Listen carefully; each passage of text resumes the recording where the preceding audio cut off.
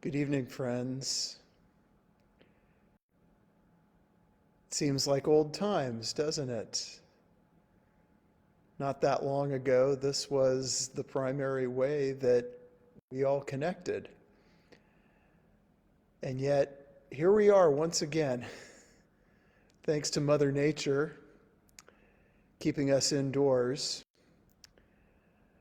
We are back together again for a special time together in the way that we are able to safely connect. And for that gift, I'm very, very thankful. I'm Brian Marsh. I'm the pastor here at Moreland Presbyterian. And I'm so thankful to be able to be with you tonight, even though we can't be together in person because of the storminess. Here we are. We decided to kick it old school tonight and go back to early pandemic, 2020-ish, with Brian standing in an empty sanctuary and some of you joining here online for a time of reflection. And so in that spirit and with that sense of gratitude, I welcome you to our time of reflection for Ash Wednesday. This is the beginning of the Lenten season for those of us in the Christian tradition. And it's the day that we enter into a season of waiting, of reflecting, of pondering. We have an opportunity to pause and to engage the most basic and true realities of our lives, embracing those realities for what they are. And we have opportunities to recognize and let go of our brokenness and our shame.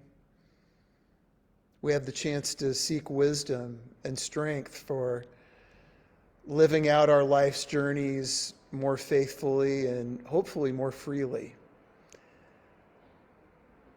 And so the ashes that we use on Ash Wednesday are really a visceral reminder to ourselves of our frailty as human beings, and also the fragility of the gift of our lives, which I know in these times we have less and less reason to take for granted.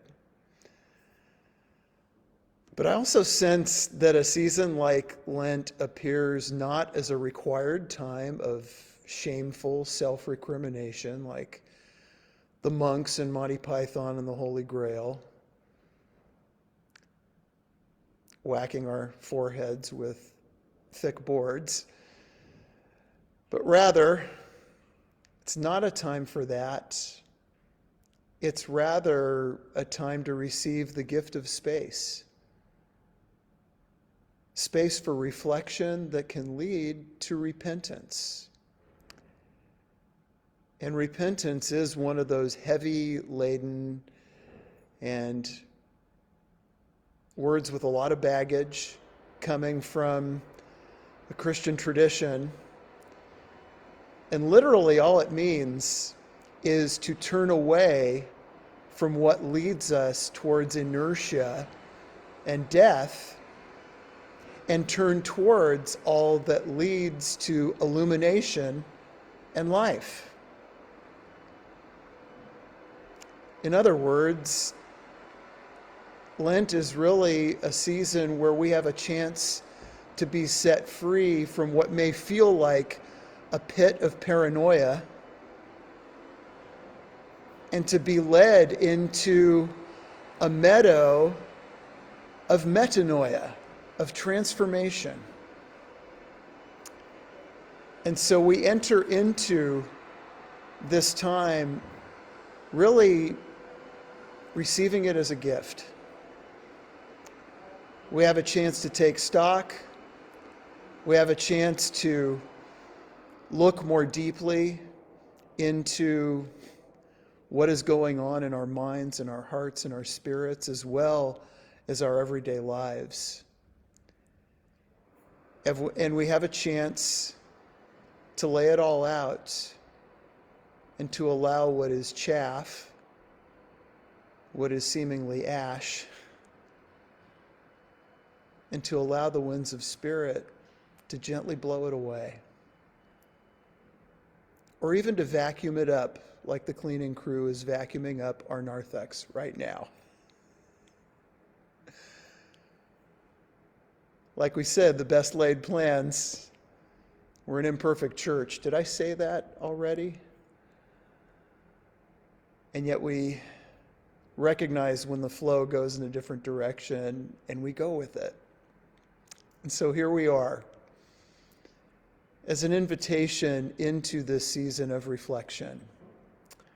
I'd like to offer some words from Scripture. This is a very creative paraphrasing, hopefully creative, paraphrasing of Psalm 130. And I invite you to hear these words as an invitation into your own practice of reflection. Out of the depths of our despair, I cry to you, O Eternal One. Out of these depths, please hear my voice, O Living One. Open your ears and listen to me, O Present One. Listen to my cries for mercy, O Loving One. If you kept a list of all our woundings and wastings and wanderings, O Wise One, who could endure the divine review? But you are grace and mercy and love, O Forgiving One. And this transcends my limited notions of everything.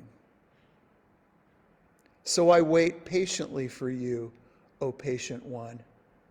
My soul waits endlessly, and I hope in your words, O Living Word.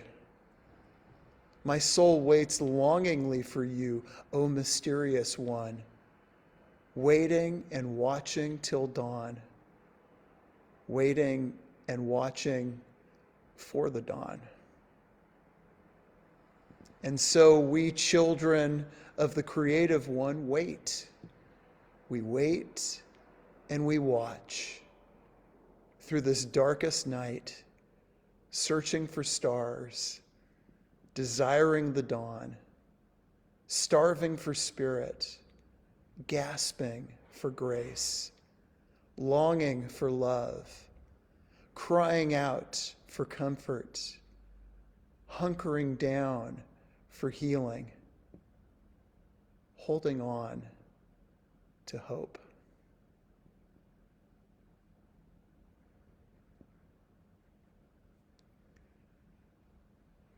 As you reflect this evening and as you enter into this season of reflection over these next 40 plus days, I'd like to offer some questions that hopefully you might find helpful in your own reflections.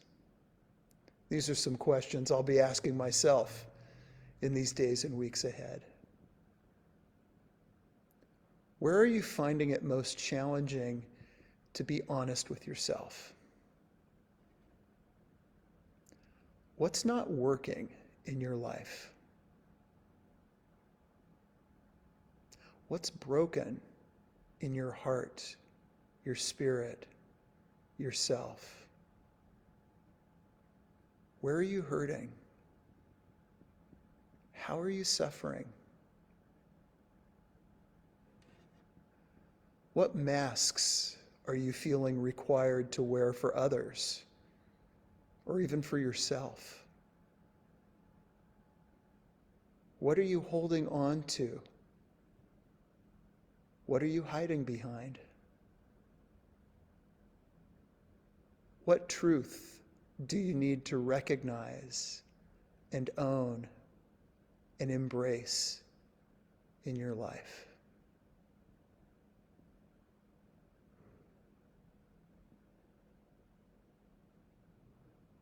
Friends, I'm a scribbler, a journaler, mostly in my computer. But I invite you in these days ahead to take even just a few moments each day and grab whatever's readily available to you, whether it's your computer, your tablet, or your phone, or it's a journal or a notebook or a piece of paper, or even just a scrap, and write down what comes into your mind at the start or at the end of each day. There's not only space in this season to reflect, there is grace in this season to be renewed, refreshed, reinvigorated, even re-envisioned. And so I invite you to be gentle with yourself during Lent, to take one day at a time, one moment at a time, even one breath at a time. And in the stillness and simplicity of these times, see what emerges. I imagine and even anticipate that you will be surprised.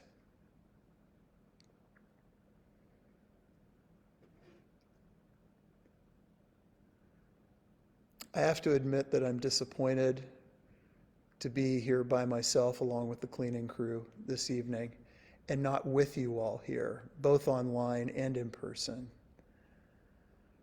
But I wanted to let you know that we are going to bring some of Ash Wednesday into our worship this Sunday morning.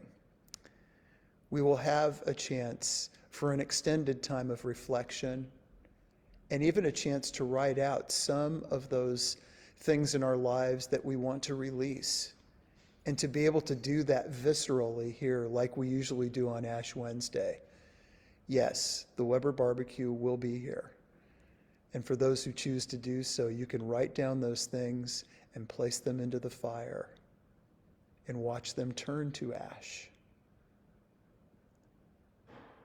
And as we join together for song and scripture and silence and communion, we will also have the opportunity to receive ashes on our foreheads as that sign, that visceral sign, both of our fragility, but also of our divinity.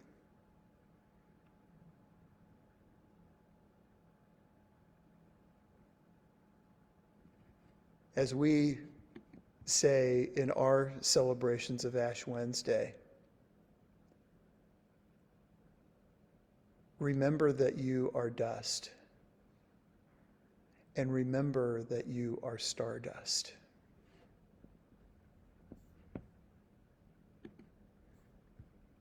So as we go into this evening and into this season, I'd like to close our time together,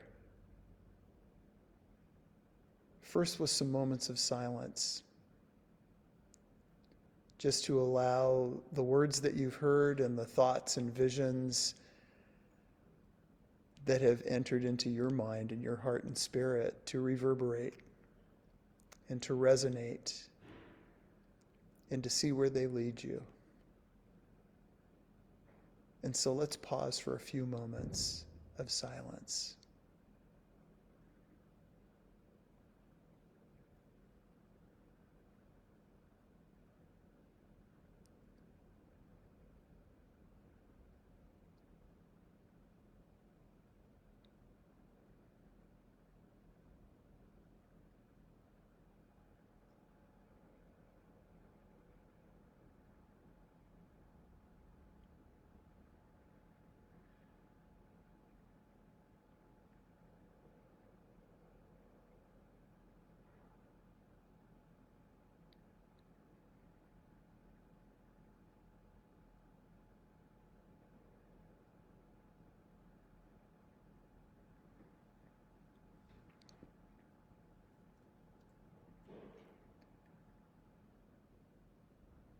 And now hear these words of blessing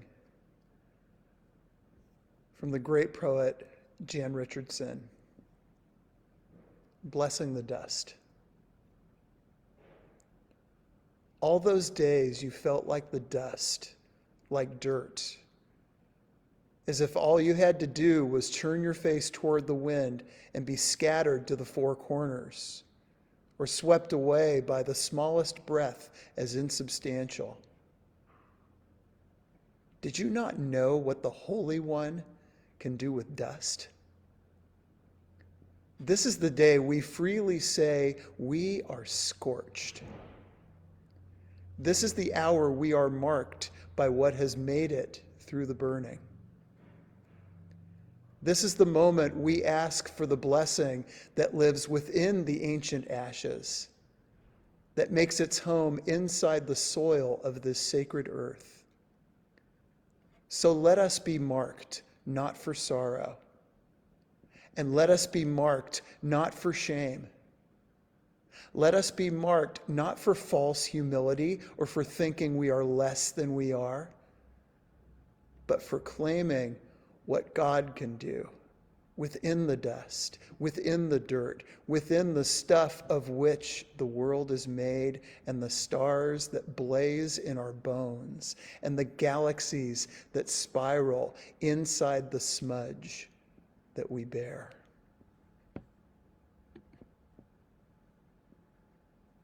So friends, as you go into this evening and into this season of Lent, I'll do this as a sign and a blessing for all of us. Friends, remember that you are dust. And remember that you are stardust. And may God bless us and keep us. May God's face shine upon us. May God's grace shine within us. And may God's loving and life-giving presence be within us and with us, among us and around us, behind us and beyond us, this day and every day. And all of God's children say, Amen. Friends, I love you. Peace be with you. Peace be with you this Lenten season. And we will see you Sunday morning, 9:30, right here in our sanctuary in person and right here on Facebook Live. Peace be with you all.